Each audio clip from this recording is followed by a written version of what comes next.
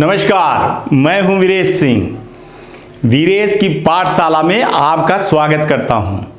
आज जो है तो मुद्दा है जैसी करनी वैसी भरनी। आजम खान जैसे किए वैसे भरे। हेड स्पीच के मामले में उनको 3 साल की कोर्ट ने सजा सुनाई है। बधाई हो कोर्ट को, मैं कह रहा हूं कि बधाई हो।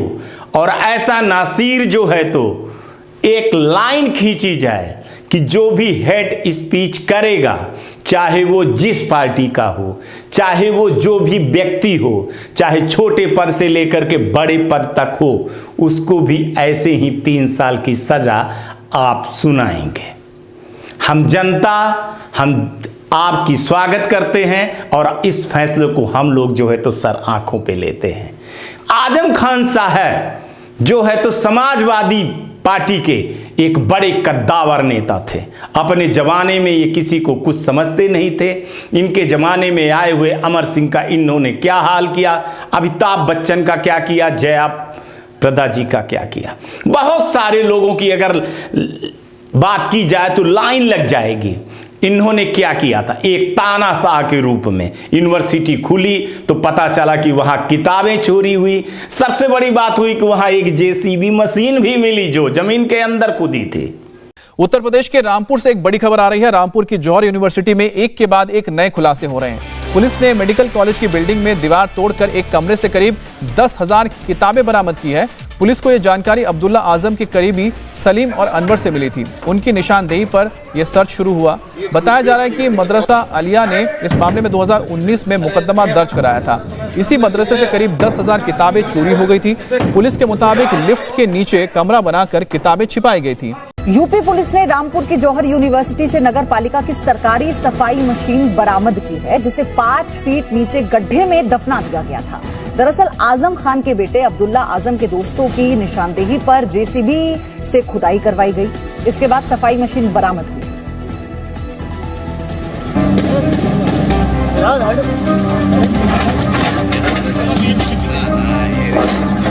ये जो आप जमीन के नीचे निकला हुआ लोहे का जंजाल और कबाड़ देख रहे हैं, ये कभी रामपुर शहर की सफाई के लिए मंगाई गई मशीन थी, जिसे आजम खान की जौहर यूनिवर्सिटी में साफ सफाई के लिए इस्तेमाल किया जा रहा था।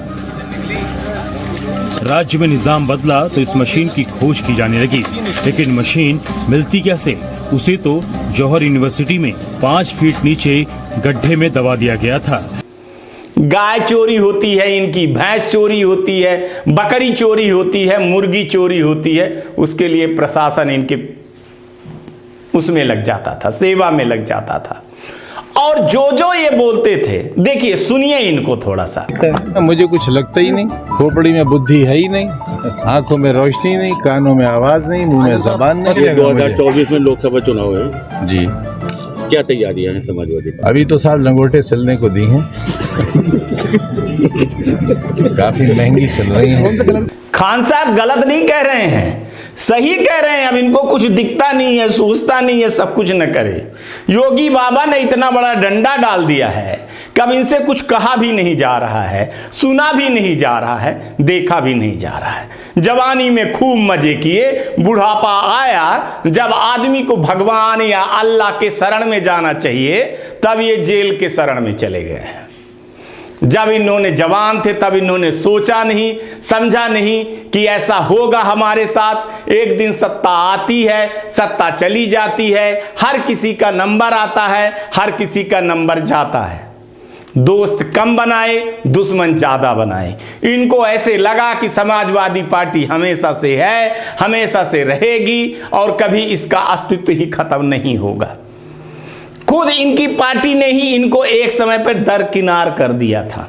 है ही गरीब खाना, मेरे कहने से थोड़ी दौलत खाना हो जाएगा। आप जिसे गरीब खाना कहते हैं आजम साहब, उन आजम खान पे 1 2 नहीं, 10 12 नहीं, 89 मुकदमे 90 हो गए। 90 हो गए, आखिर में वो ही हो गया। कैसे हो गया ये सब?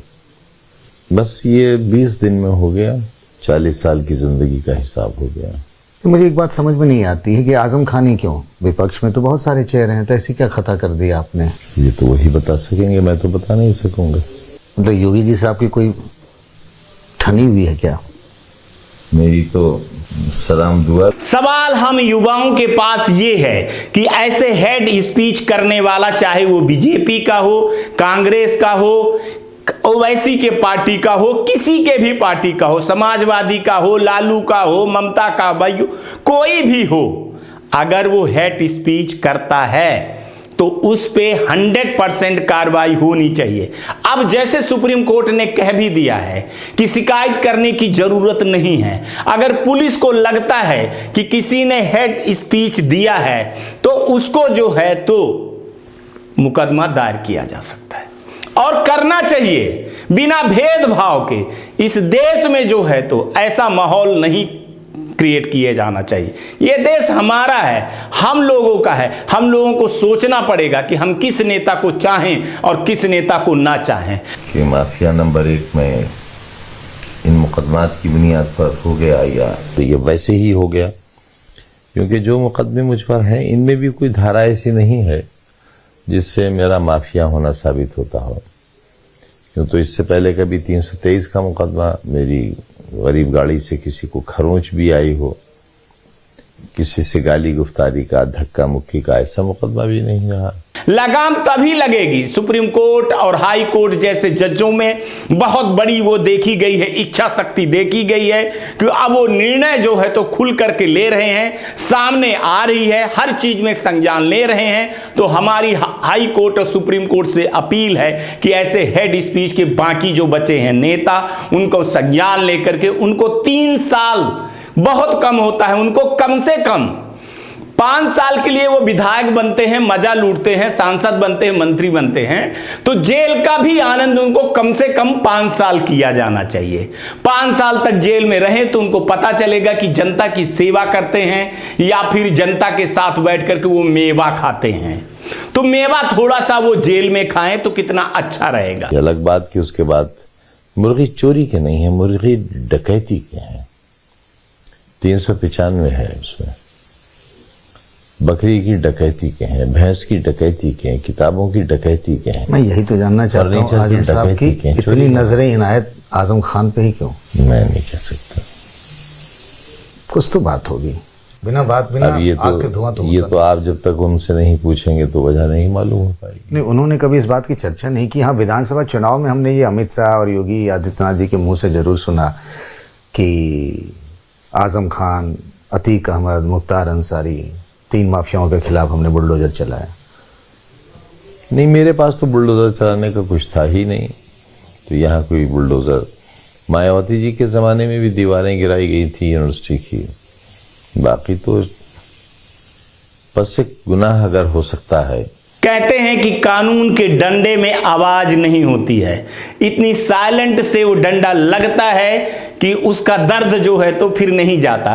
खास तौर से कहते हैं कि ठंडी के मौसम में दर्द बढ़ जाता है। तो आजम खान जी, अब आप अपना दर्द का इलाज जेल में करवाइए, और आप जैसे बाकी जो लोग हैं, नेता हैं, उनको भी जो है तो जेल की हवा खानी चाहिए। क्योंकि शिक्षा में थोड़ा सा काम किया तो ये गुनाह तो हाँ मेरी समझ में आता है। यूनिवर्सिटी है, बच्चों के स्कूल हैं, बच्चियों के स्कूल हैं, सीबीएसई बोर्ड के, जहाँ बहुत सस्ती पढ़ाई है और बहुत क्वालिटी एजुकेशन है। मौजूदा स्थिति में क्या सभ्य समाज में इस तरह के स्पीच देना, इस तरह के नारेबाजी करना, इस तरह से गाली गलौज करना कहाँ तक ठीक है? धर्म जात वहाँ भी नहीं देखी जाती। पूरी यूनिवर्सिटी में कहीं आपको अल्लाह, मोहम्मद, कलमा ये सब लिखा हुआ नहीं मिलेगा। कोई स्लोगन नहीं मिलेगा जिससे लगे कि किसी एक वर्ग या एक धर्म की यूनिवर्सिटी है। तो वो तो कह रहे हैं कि गलत जमीन लेकर के गलत तरीके से आपने यूनिवर्सिटी बना ली। मुकदमे भी कई सारे हैं, कोर्ट में चल रहा है। पहली बात तो ऐसा है नहीं। हम एक दूसरे पे कीचड़ फेंकते रहते हैं और एक दूसरे पर प्रत्यारोप करते रहते हैं, लेकिन हम समाज के लिए और देश के लिए कुछ नहीं करते हैं। तो शिक्षा के मंदिर की मदद होनी चाहिए थी। वो तो कह रहे हैं दलितों की जमीन पर कब्जा कर लिया आजम खान साहब ने। तो जो दलितों की जमीन थी उसका एक प्रोसीजर है कि संपन्न दलित खरीदेंगे। आज की डेट में देखा जाए तो कहीं हिंदू, कहीं मुस्लिम, कहीं सिख, ऐसे करके धर्मों में बांटा गया है, ऐसे नेता बांटा गया है। टीवी पे डिबेट देखिए तो धर्म के नाम पे चल रहे हैं। नायब तहसीलदार, तहसीलदार, एसडीएम, डीएम और यहाँ तक कि कमिश्नर तक की रिपोर्ट उस पर लग चुकी थी और सारे बयानात हो गए थे कि ये सब इस प्रोसीजर से हुआ। जिन लोगों की जमीनें हैं उनके बयानात हो चुके थे। नए भारत के नए लोग हैं, नई युवा हैं, नई सोच है। अब इन सब चीजों को वो नहीं स्वीकारते हैं। आप चाहे जितना डिबेट कर लो, आप चाहे जितना हेट स्पीच दे लो, अब सुनने के लिए तैयार नहीं है युवा। ने आपका साथ दिया कपिल सिब्बल का। मैं सबसे ज्यादा तो आसमान वाले ने साथ दिया। आसमान वाले मतलब? मेरे मालिक ने। हाँ, लेकिन कानून की दुनिया में, अदालतों में सिब्बल साहब ने बहुत मदद की है और बहुत दिल से की। तो वे तो अब राज्यसभा के सांसद बन रहे हैं आपकी पार्टी की मदद से। मुझे खुशी है उनके होने की। अच्छे इंसान है और बड़ा नाम है। इस बात की बड़ी चर्चा है कि उनके नाम की पैरवी आपने की और अखिलेश मान गए। क्या हुआ, कैसे हुआ, ये अब आपको थोड़े बता देंगे। आजम खान साहब ने जो किया था उसकी सजा तो उनको मिलनी थी, उसको करनी को उनको भोगना था ही। मैंने कौन सा बनियान पहन रखा है ये तो मुझे ही मालूम। नहीं, ये तो राजनीति की बात है, इसमें बनियान वाला मसला नहीं है। तो हम ऐसी राजनीति करते ही नहीं। अगर ऐसी राजनीति की होती तो आज ये सब कुछ हमारे साथ होता ही नहीं। सर, आपने ऐसा क्यों कहा कि आपने जीवन में अपनी एक लकीर खींच ली है और कभी किसी दूसरी कश्ती की तरफ देखा नहीं, पर अब लगता है दुआ सलाम करते चलो? नहीं, देखिए, ये दुनिया तो एक लेबोरेटरी है, तजर्बागाह है। यहाँ मुख्तलिफ किस्म के तजर्बे होंगे। सियासत भी एक तजर्बागाह है। तो एक लाइन खींची हुई थी कि किसी से नहीं मिलना है, किसी से बात नहीं करनी है, कहीं शुबह ना हो जाए हमारी क़यादत को कि भाई हम कहीं और भी हो सकते हैं। लेकिन जिनकी वजह से ऐसा था उनके भी सब जगह मधुर संबंध है। तो मैंने सोचा कि जब मैं उनके ही साथ हूं तो उन जैसा बनूं। हालांकि मैं बहुत छोटा आदमी हूं, मुझसे इतने बड़े लोग खुद भी किनारा करेंगे और मैं क्योंकि एजेंडा हूं, लिहाजा एजेंडे वाले से मिलना खुद उन्हें भी सूट नहीं करेगा।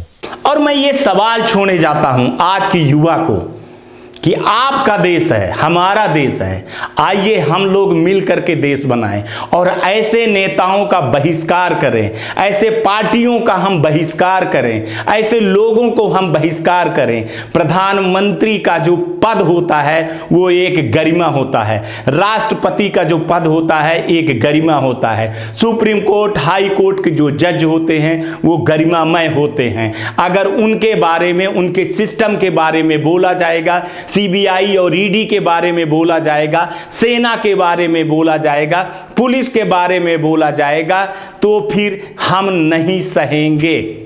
हम इनका जो है तो किसी भी हालत में खिलाफ करेंगे, इनका बाईकाट करना चालू कर देंगे। ये देश की सत्ता जो है तो हमारे हाथ में चाबी है। हम जिसको चाहेंगे उसको सत्ता में बैठाएंगे, जिसको नहीं चाहेंगे हम सत्ता से बेदखल कर देंगे। हमारी आप लोगों से गुजारिश है कि हमारे पाठशाला चलाने का मतलब ये है अवेयरनेस करना। मैं बहुत बड़ा ज्ञानी या बहुत बड़ा विशेषज्ञ नहीं हूं, लेकिन मैं जो देखता हूं, मैं जो समझता हूं, उसको अपने नीचे जो हमसे छोटे लोग हैं, जो हमसे छोटे भाई हैं, जो हमसे छोटे इंजीनियर बन रहे हैं, जो पढ़ करके ग्रेजुएशन कर रहे हैं, मेरी जवाबदारी है कि आने वाली नस्ल को, पीढ़ी को हम ये बताएं कि यह देश हमारा है, यह सभ्य समाज हमारा है। इस सभ्य समाज में हम कैसे मिल करके चलें और अपना एक्सपीरियंस अपने से जो छोटे भाई हैं उनको हम शेयर करें। आज तक के लिए इतना ही। आप लोग आसपास सफाई रखिएगा, पानी की बचत करिएगा, बड़े बुजुर्गों का सम्मान करिएगा। आज का भी दिन शुभ हो और आने वाला कल भी शुभ हो। नमस्कार, जय हिंद, जय भारत।